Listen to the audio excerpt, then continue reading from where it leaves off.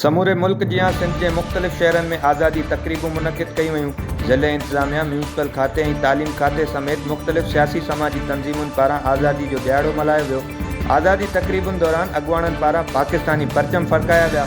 आज़ादी तक़रीब कंडियारो, चूहड़ जमाली, दाद लगारी, सकरन, ठकराठू, ठठो, गज्जू समेत ॿियनि इलाइक़नि में मल्हाई वई। तक़रीब में पाकिस्तानी परचम फड़काए मुल्की सलामती ऐं पाक फ़ौज जे शहीद जवाननि खे भेटा पेश कई वई।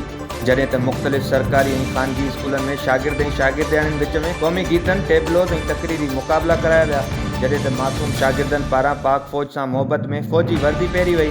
तक़रीब दौरान अॻुवाणनि तक़रीबुनि खे ख़िताब कंदे चयो त पाकिस्तान 1947 खां अॼु ॾींहं ताईं दुश्मननि खे अख में कंडो आहे।